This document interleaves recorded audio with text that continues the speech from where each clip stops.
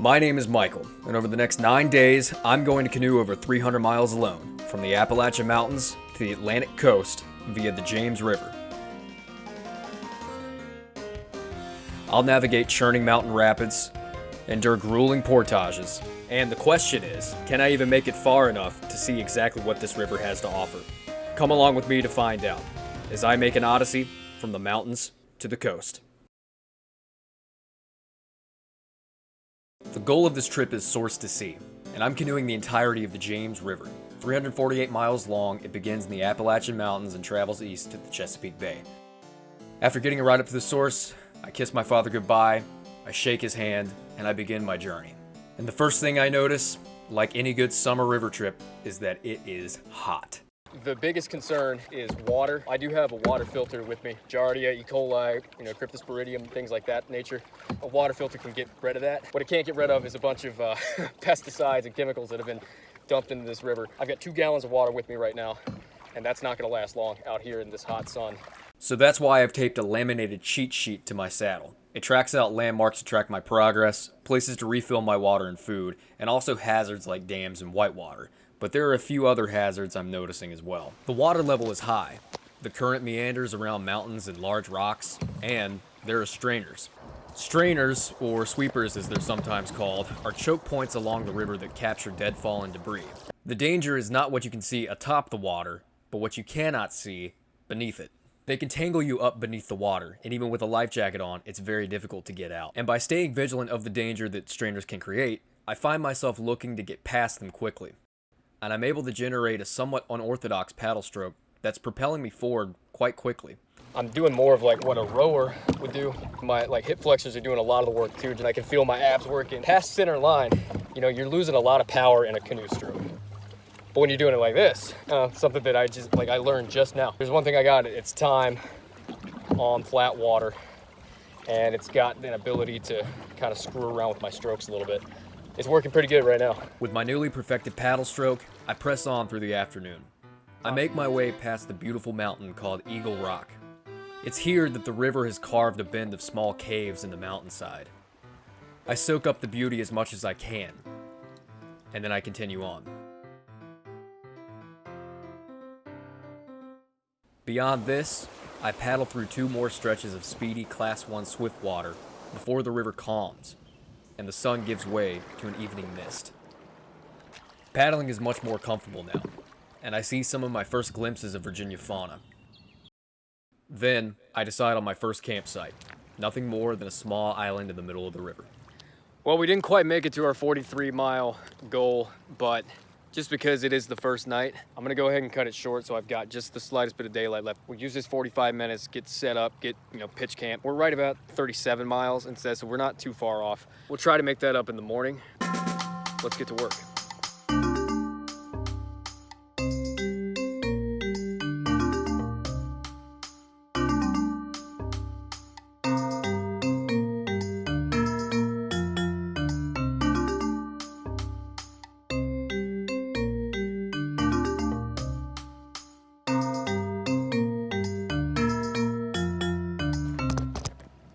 Not a bad time. Cold canned Chef Boyardee.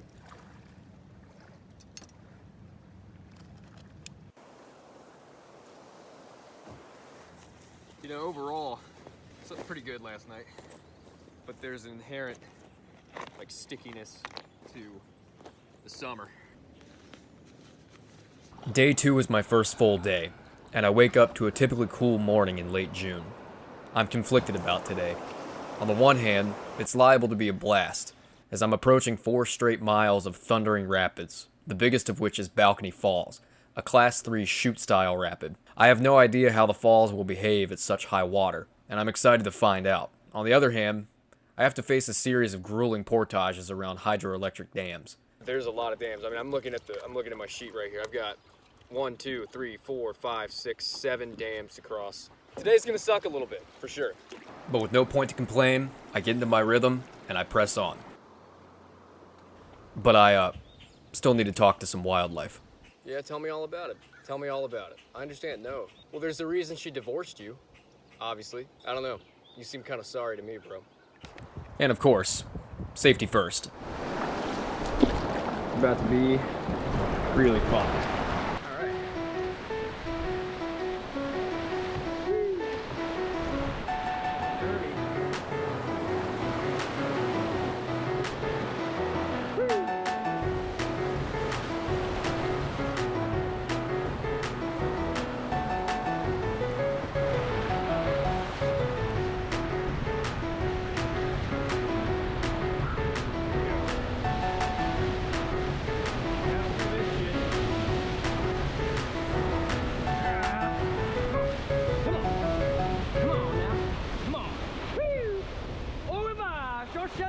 And I hope you enjoyed that random Inglorious Bastards reference.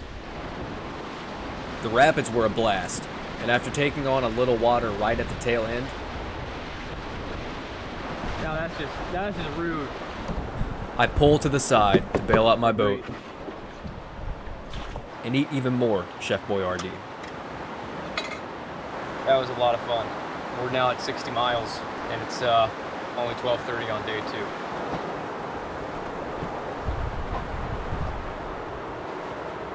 Unfortunately, the fun has already happened. The lake that this dam forms is tough going. The only redeeming quality about this place is that it intersects the Appalachian Trail. Perhaps some hiker or backpacker is making an odyssey of their own. And that thought gives me some consolation. I'm ready to push through this portage. There's our dam, up this little creek area to begin our first portage. I've got this homemade yoke that I made, gonna allow me to be able to put this boat on my back. Or so I thought. The boat and all the gear weighed damn near 200 pounds. Carrying that much weight would be grueling in and of itself. But the problem is that I have to try to balance that weight on my shoulders. If stern or bow tip either direction, the entire apparatus wants to come crashing down. And staring at it, I know I've underestimated this portage. Even taking breaks during a portage is challenging. You have to set that much weight down and then pick that much weight back up. I'll be lucky to get this boat past the dam by nightfall. It's 5 o'clock right now. It's been 2.5 hours. It feels like pointless. And that would have been the case if it wasn't for this gentleman right here. His name is Will, and he saw me struggling on the side of the road and offered not just to help me, but sweat with me as well. He set us up to log carry the boat, and we were able to trek it down a labyrinth of ankle-twisting drop-offs and loose soil to the bottom of the dam. On the way back to grab the rest of my load, much lighter now, I can't help but smile. Shout out to Will. Oh. 6 more to go. Thank God for Will, man. We're back on it. I met another guy on that portage that gave me some info on these next dams that I'm gonna be portaging around. You know, we're not gonna be able to do 40 miles today, but that 24 we did this morning, that's a big help today. We're still on schedule. Just gonna keep going. You'll never guess what I come across next. A little less than a mile from the dam we just did, here's our second dam. The good news is this one isn't gonna be anywhere near as long of a portage, or so I hope. We got some train tracks right here. I'm just gonna carry the boat, carry the gear, and get back in the water. Get this little like goat trail. We'll walk on the tracks. If we hear anything coming, we'll bump out.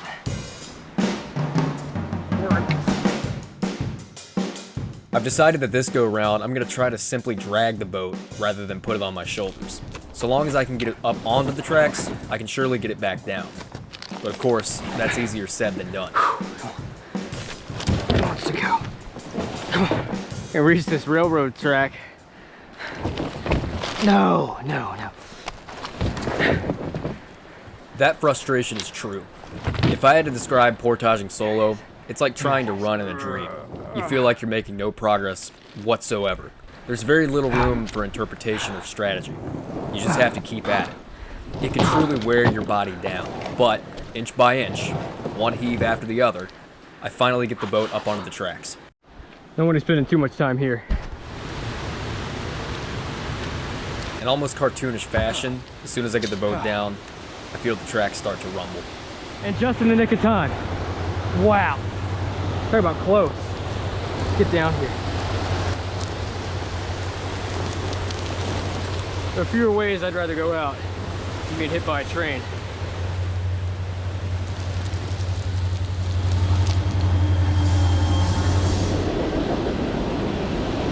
Damn. Perfect. Wow. Ugh. I don't think I can get past over here. Yeah, ain't the best. Portaging doesn't just mean over dams. We can get it, which we can. This rock up here on the left, kind of like that. I'm back on the water, and I run through a canyon. Whoa. It then stretches out into fields of lush vegetation, and it's here that I'm looking for camp for night 2.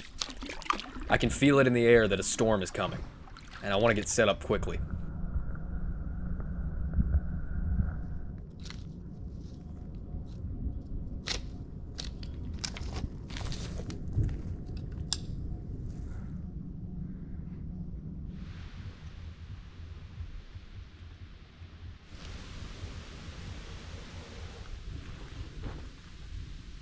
Today was a very polar day. Times that absolutely got to me, just with the frustration. It was also just like one of the most hopeful, with all the help from Will. That was a huge lift of the spirits, just somebody willing to do that. I'm just looking forward to sleeping. See you tomorrow.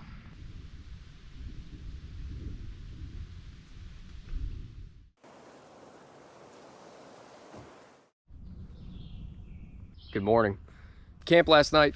I did move my camp from over there where the canoe is up to here, which is about 2 extra feet. You don't know exactly when the rain is gonna quit, but luckily it only went for about an hour. You know, there's 5 dams to cross, and we're gonna try to get through all 5 of them today. Yep, let's go.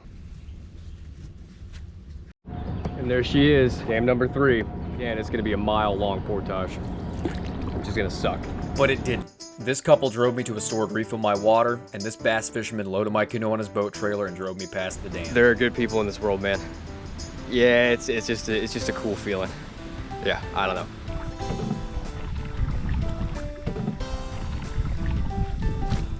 This will be the 4th dam to cross. As I begin my portage around dam number 4, this dam worker hooks me up with over 2 gallons of water and Gatorade, and a ride past all the dams. All I've got to do is get my boat up to his truck. Working pretty good. I'm past all the dams. I've got over 100 miles of unimpeded water now. It's time to put some real miles behind us. The grace of those people, I mean, that it's worth more than any miles of canoeing or any activity that is canoeing could ever be. It is just such a beautifully flat country out here where the river is so wide, but it's moving. This is the flow of me doing nothing, but I'm still going 3 miles an hour.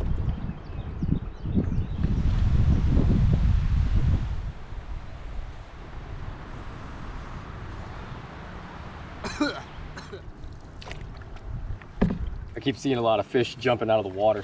Everybody I've met has asked me, do you have a fishing pole? And I said, no, I don't, because, and here's the reason. I would want to catch a fish so bad that I would eventually just stop paddling. It would distract me like enough where I would lose miles per day.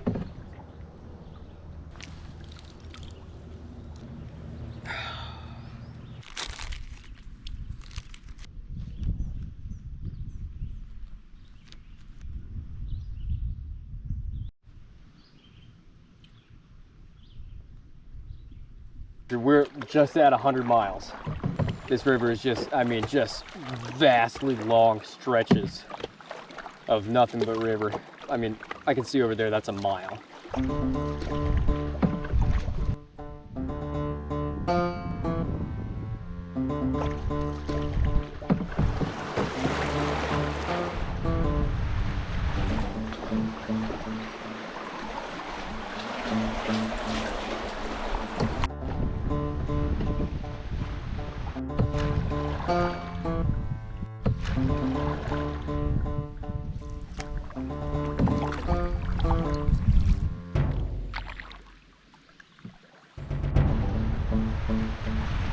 So I think we're just gonna go ahead and try to find a camp spot.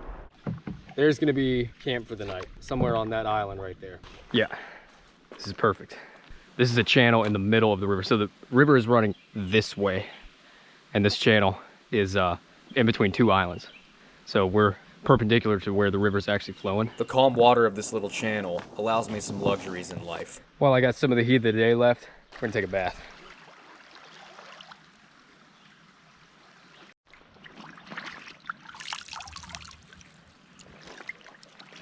As night falls, I find myself thinking of my family and how they create a paradox with the idea that most people hold in wilderness journeys. On this journey, it's like I have a goal in mind. I have the coast in mind, and I want to get it done as quickly as possible. People say that canoeing slows down time for them, and usually it does for me too, but those people in my life, my family, my parents, my brothers, my girlfriend, they're the ones who slow down time for me. I don't need to slow down time when I'm on a journey like this, so I can try to get after it, and that's what I'm gonna do. Hey bear! Hey bear! Go bear! Hey bear! Yeah! Seems to have subsided for now. It might be a long night. Hey! Hey! Go! Ah! I think they're just pissed off. I can't be doing that all night. So I'm just gonna grab the tent and everything in it. I've got a lot to tear down, but I don't want to be camping out here with them. I'm gonna try to put everything inside here and just roll it up, put it in the canoe and get out of here. I love bears. I like bears a lot, but not when I'm trying to sleep out in the wilderness alone. Any other time.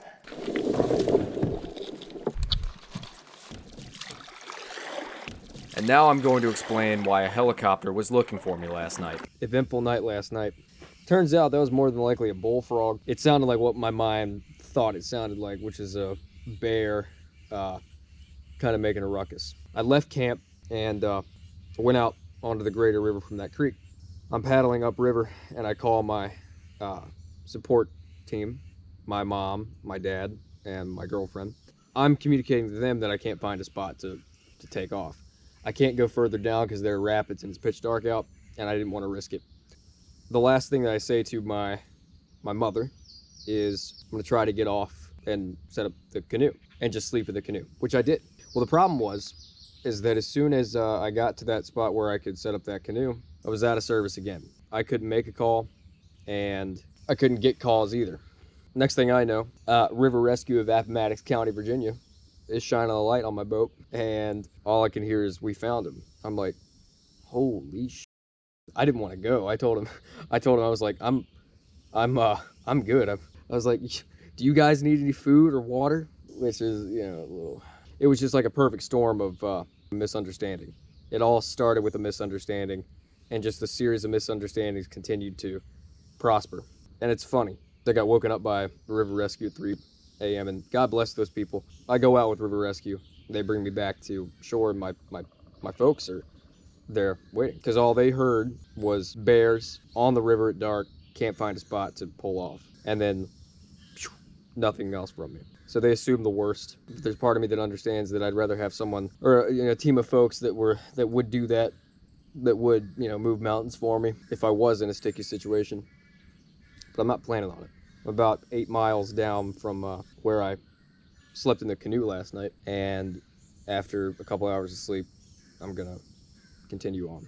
Before this video progresses, I want to mention one more time how awesome the rescue personnel were. They were incredibly professional, and when I apologized for the inconvenience, they were like, "You're good, dude. We love getting to come out." That was really reassuring for me because, yes, obviously that's a little embarrassing, but also, if I was in a sticky situation, I would want those people coming after me for sure. So, many thanks to everybody involved. And now we're back to the video.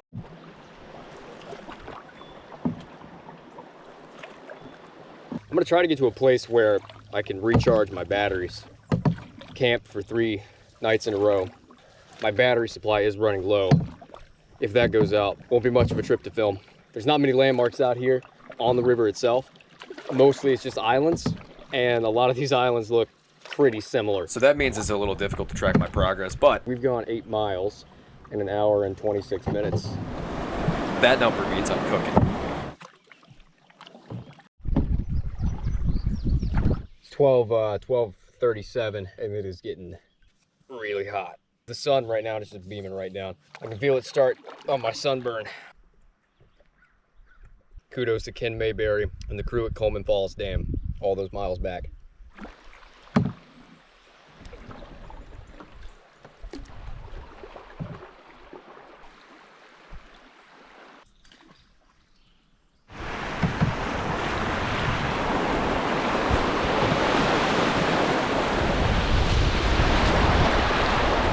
Finally time. Here's side one, so it's time. Time to turn it on around. Woo! Looks like she held up okay. This little sheet protector and a little bit of tape at the top. Not too bad. My arms are getting burned up out here. First time I've taken the life jacket off on the river. They put a long sleeve shirt on. The thing I found is that if you keep your sleeves untucked, the ventilation is amazing. They were just tussling with that. He was just tussling with that bald eagle. Yeah. See if I can get him to talk again. You. There he goes. God, what a majestic little critter. Oh, that's awesome. Thanks for doing that for the camera, bro. I appreciate it. He's a prop actually. We go way back. He's actually in film school right now, but he does a little acting on the side every now and then. Starting to see more signs of like urban type setup here. We got power lines, we got like a public boat ramp, we got houses around, we got a tarp over there, looks like a homeless guy. People always have this question about like, what is true wilderness? You think like out west where like, I went to Canada 2 weeks ago and we felt like we were out in the middle of nowhere in some places. But like, you can feel exactly the same out here. There's wilderness and, you know, just the natural order of things. You just have to get out a little bit. This stretch of river has some gnarly little rapids, and it also has a perfect example of a rock garden. That's it. And I'll get into this little eddy too. Over there we have a rock garden, right? More so than anything, it's easy to get your boat pinned up on it. You'll ride the current all the way up to the middle of your boat, and all of a sudden you'll be turning on a dime, and it's really hard to keep your balance. And I mean, this is a perfect example of a rock garden. This little rapid may not look like much, but this is the closest I've come to crashing so far.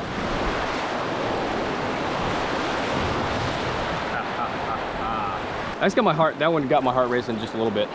Haven't had a wreck yet, you know, don't jinx it. It's always gonna surprise you, in my opinion, how the boat impacts, you know, a hard obstacle.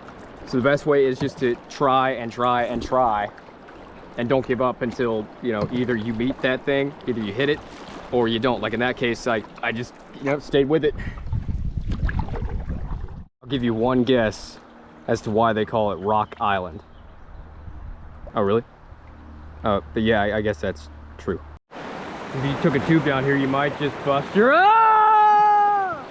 Well, we finally made it here to Scottsville. I'm gonna go into town and see if we can't get a place that we can power up all the battery packs. I head into town, and some restaurant patrons introduce me to the owner of the campground across the river. They've got soft ground and electricity. Exactly what I'm looking for.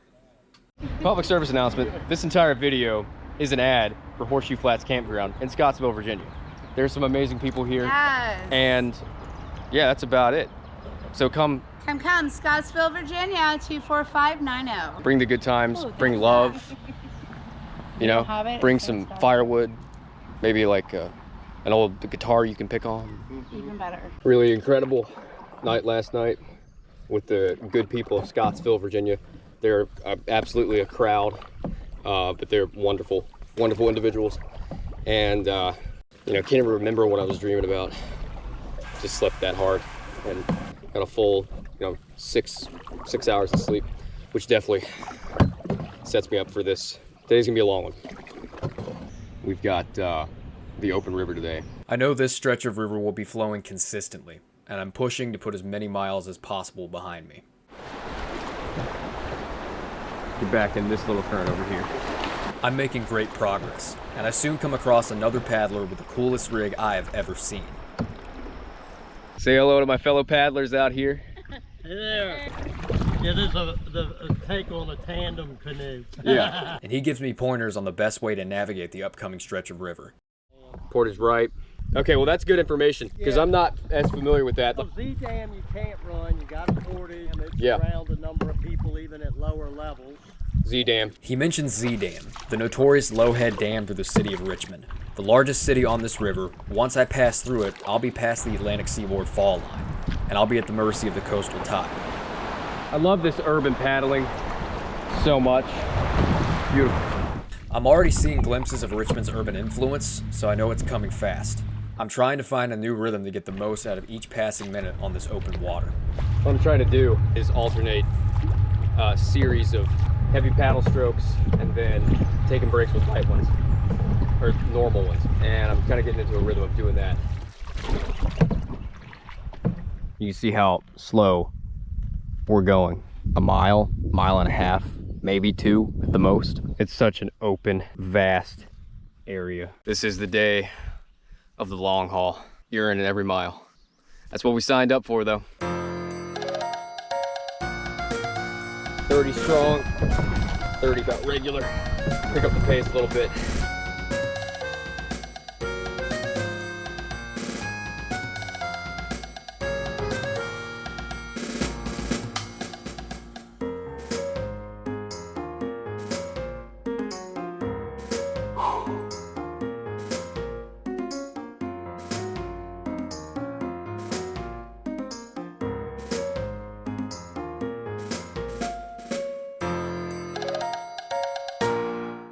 Little pit stop real quick. There is my boat. It's nice to have something like carbonated. I don't think I've ever drunk a Red Bull that fast. This is a croissant.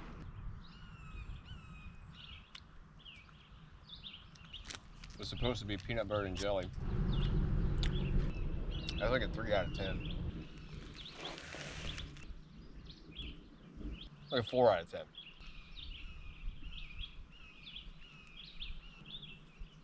It's in the running for a 5 out of 10, but I'm not going any higher than that. This stretch of the river, you know, I do wish that there were more interesting things that I could show you, but it's not the river's job to be interesting all the time. For a paddler, like, this is not one that you would seek out necessarily, but again, river's job is not to please me. I do kind of separate paddling into 2 different camps. You have whitewater paddling, which is going to be on the, you know, the craziest, most interesting, churniest sections of the river. But then you have like what I would call, what I'm doing is like adventure paddling, getting to places that the river can take, like using the river as your own little highway, feeling esoteric about it because there ain't nobody else out here, and just being able to see the world from a different perspective. But everyone talks about like getting on top of mountains and seeing everything from up top and how beautiful it can be and how it kind of makes you level again. And I understand that, but just as interestingly, if not more interestingly, does the river do that, but in the exact opposite direction. And it's going to go to the lowest point in the land. The only thing lower than me right here is the river down there. So being able to see everything on the landscape, it's just, it gives you a different perspective that 99% of people will never see. And that, to me, that's the cool part. Like, it exists out here. It's always been here. It's been here before me. It'll be here after me. And all of us watching this. But to experience it, it's ours for the taking. The experiences you can have on it. I'd rather look at the landscape from the lowest point, which is the river, and see it from that perspective.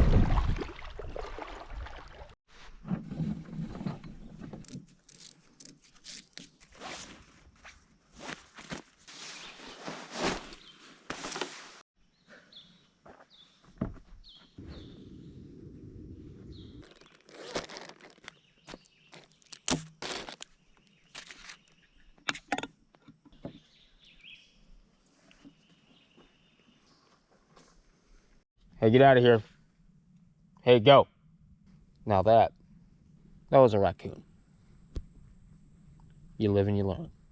The plan right now is I'm going to portage around the rest of the rapids in Richmond.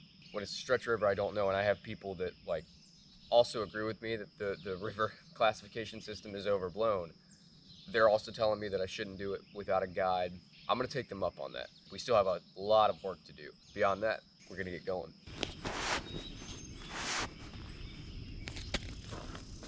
A park patron hooked me up with some Ritz crackers, mesquite turkey, Black Forest ham, whatever these things are. I keep seeing them. I don't know exactly what they are, but it's gonna be nice to have some fresh protein. Today, I'll get to Richmond. First on the list to do that, I have to portage over Bocher's Dam. And I'm gonna try to get to Bocher's Dam by about 2 p.m. It's 9 right now. Bocher's is about 23 miles away.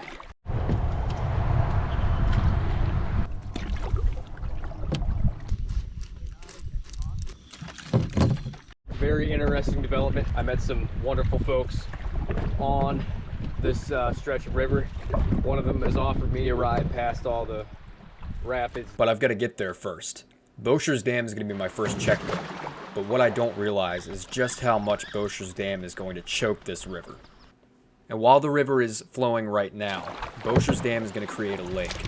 And as soon as I see my first motorboat, I know that I'm in for it. There's like a less than 1 mile an hour gradient right here. So I've got to do something to keep my mind occupied. Avalon, Beetle,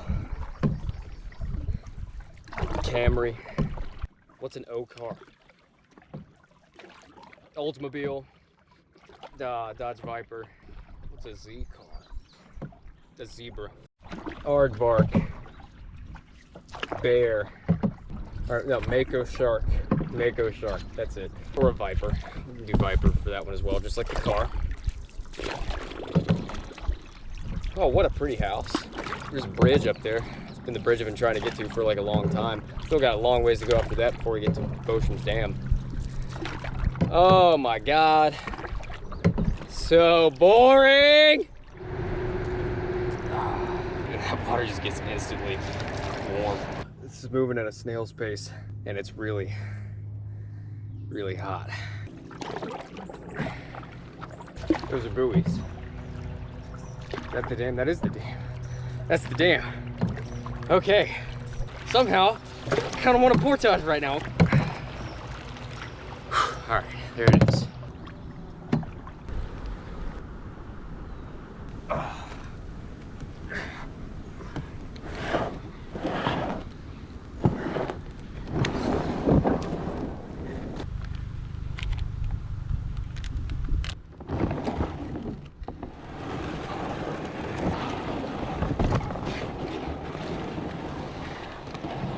And this portage has a surprise for me. There's our path. I brought along a saw for this very reason, and also to cut firewood, but oddly enough I haven't made any fires. So this is the first time the saw is going to be used on this trip. A little hand saw from one of your big box hardware stores is plenty enough. Plus, you don't want to ruin a $30, $40, $50 folding saw with all the water that you're going to get on it. A little path through there. That's all we need. Funny enough, even with the downed tree as an obstacle, this was the easiest portage in my opinion. Yes, sir. It was also just nice to get out and move a little bit, so it was a very nice change of pace. See that? That's flowing water. It's so easy, easy when the portage is downhill. It may be an obstacle, but it is a beautiful sight, so I take just a few minutes to soak in the beauty.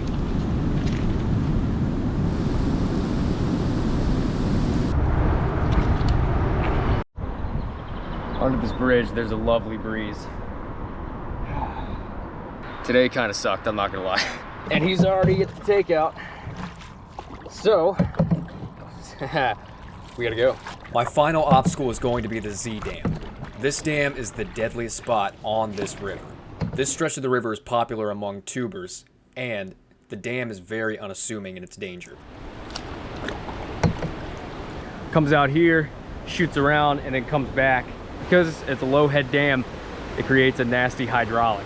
This portage is luckily short, and I'm able to get around it quickly, because after all, I don't want to leave my ride waiting. Let's see, it comes out, goes back in, and pops out again. That's why they call it the Z.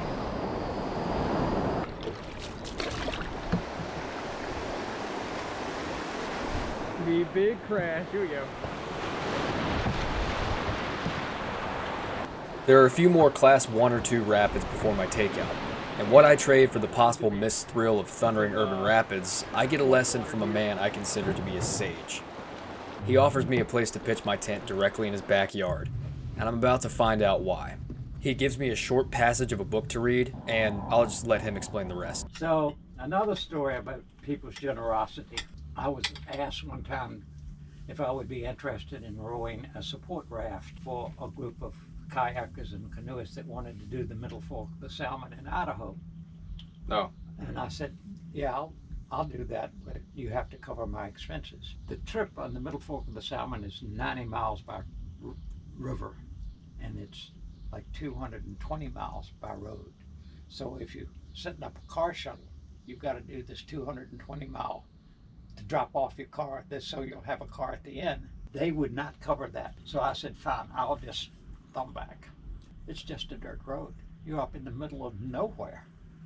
And so I'm thinking, how am I going to get this 200 and some miles back? And just as I was thinking all this, here comes an old pickup truck, and it's got this really cute girl in it. And I stick my thumb out, and she stops. And she drove me all the way back, the 200 and some miles back, and the only thing she would take was dinner and her gas money. When I tried to pay her, she said, pass it on. It's the reason we're together tonight. That generosity I try and pass on by helping you.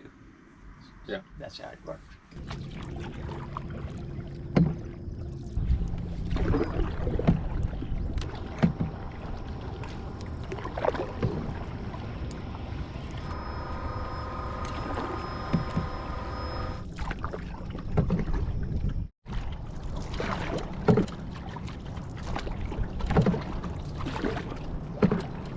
There's actually a current through this little channel here, and it's picking up pretty decently. Coastal canoeing is very new to me, and I'm amazed at the landscape and the waterscape beneath me.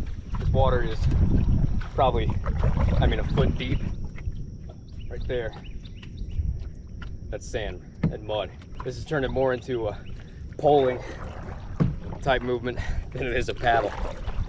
Many miles back, the river basically told me where I needed to go all the time. But out here, it's a little bit more confusing.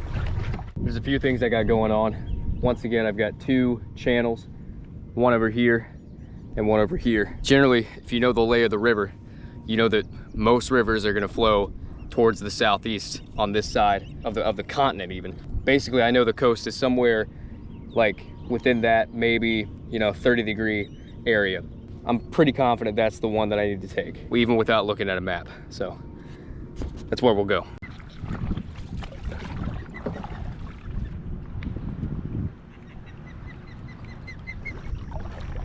There are two main things that are going to be factors this far down the river, this close to the coast. One is the tide, and the second is the wind. Right now, there's hardly any wind out here. It is going towards low tide, which means the river is flowing towards the coast, which means that's good for me. After about 10 o'clock, the water is gonna start flowing back in, and I'm gonna be working against the water. But at the same time, it's like, if I'm out here and I'm up, I'm not gonna not paddle when it's coming towards high tide and the water's working against me. Even if I could make 1 mile an hour. It's like, high tide lasts for 6 hours. It's like, okay, well that's 6 miles. If I just keep paddling consistently. And that's a huge, huge difference out here. Because right now I'm closing in. Like I can feel it. Like I'm closing in on the goal. We're gonna make this, we're gonna make it to the coast. It's starting to feel like low tide is starting to change into high. This is our flow. It's actually pushing us backwards. I've been looking at this bridge for a very long time. The tide and the wind might be obstacles in and of themselves, but there's another danger out here as well. Other boats, specifically much bigger boats. Taking a self-propelled watercraft out onto this big open water is abnormal. I'm not expecting anybody to be looking out for me, but I continue on. This is the place where I shot for directly, and over there is the bridge we came from. That took us an hour.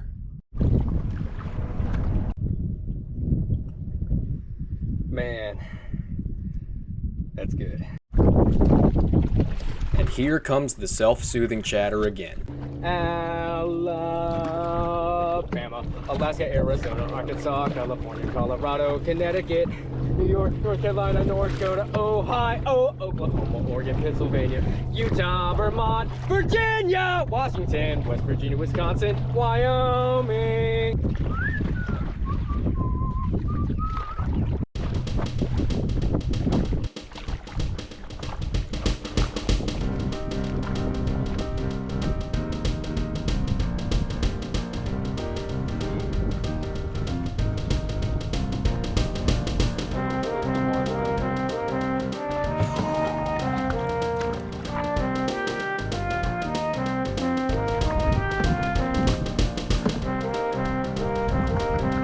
Just looked at the tide chart and it just officially switched from high going to low.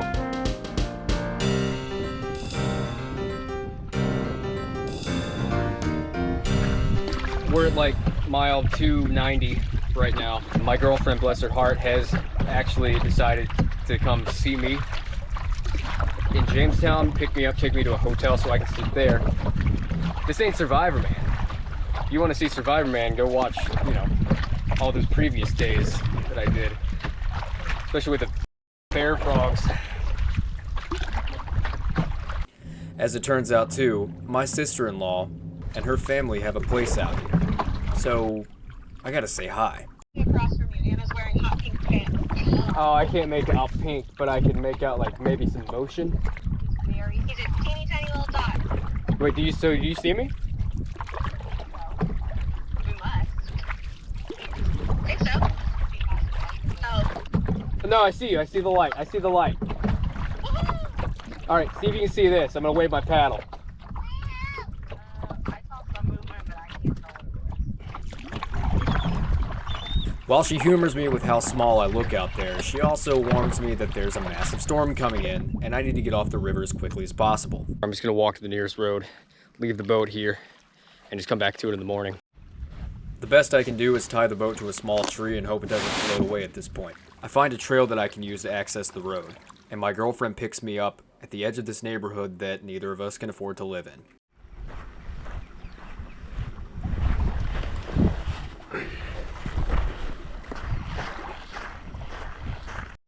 She survived.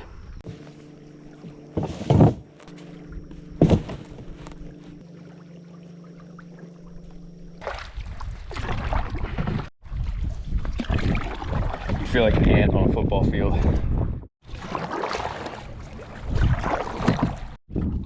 I gotta be careful not to screw with those fairies.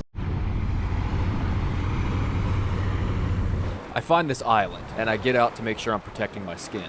I can't find my cap, so I'm gonna have to make one.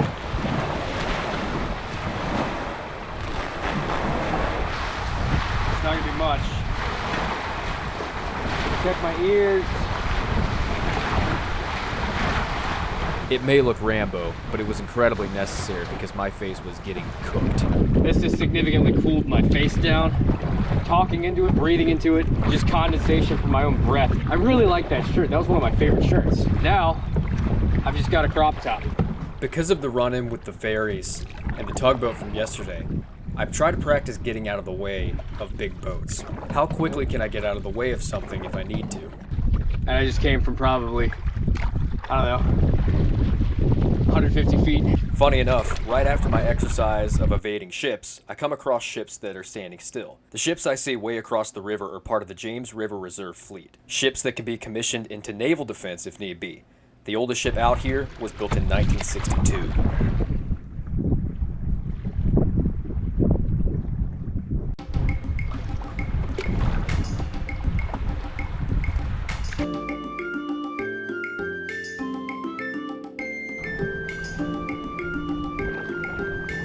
Check this out. Look at that. The sun behind me falls beneath the clouds and illuminates the most beautiful evening I've ever had on the water. It's just such a beautiful, beautiful place. You can see for miles.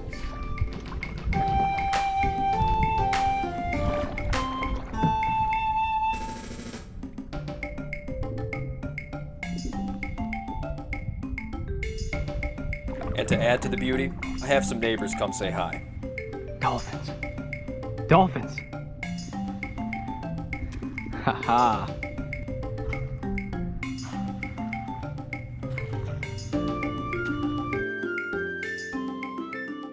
I go into this public park.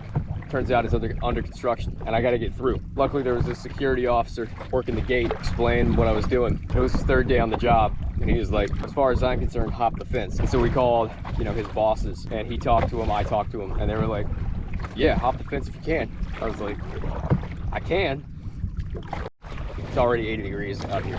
It's gonna be 94 degrees today, so I wanna beat the heat as much as possible. It just became low tide about an hour ago. For the next 5 hours, the current's gonna be working against me.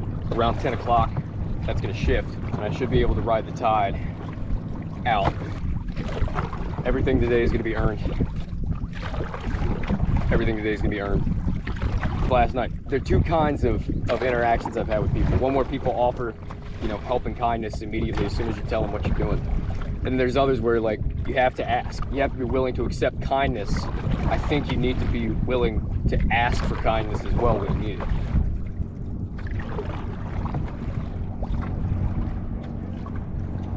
Ahoy there, matey.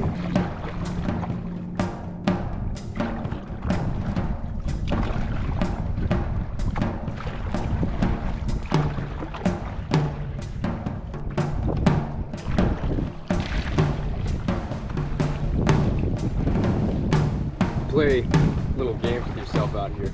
So it's like, I see that post, it's like I want to be there at that post in 10 minutes. And it took me 8 to get there. So it's like reasonable goals that you can achieve, but you don't just have this seemingly like mind-numbingly far away goal.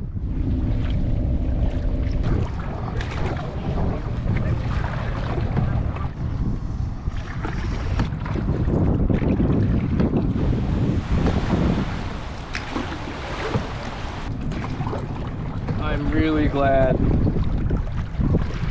I'm not prone to seasickness. As you can see, there's a security boat behind me. The Navy just called them about me. Apparently, there's a 200-yard marker that I'm not allowed to be in front of. There's no markers out here, so wouldn't have been able to know that. Maybe the Navy should invest in some buoys. The Navy called. The Navy called. Looks like they're just coming to hang out. I wonder if they want to go to the coast.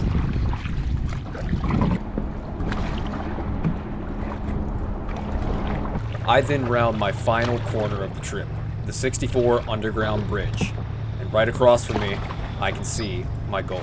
Right out there is going to be the end of the James River. We finally see it.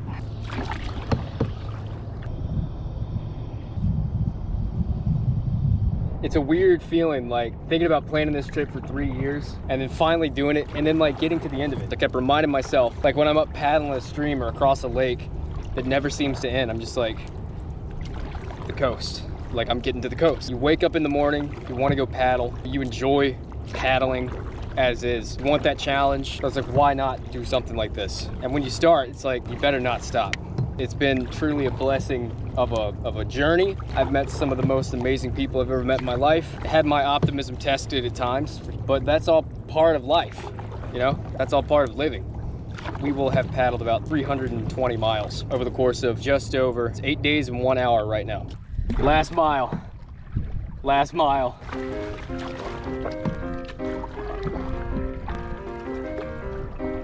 I've imagined and daydreamed about what the end of the river would look like for years, and as I close in, I take in its perplexing demeanor. It's wide open, commercial, salty, and profound.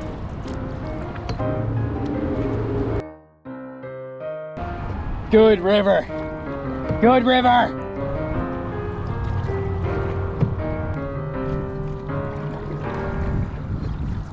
And boom, there we are.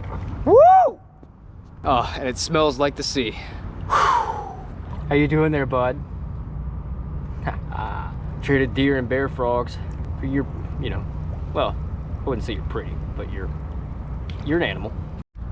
Go back in, man, it's hot. See the map of where we came.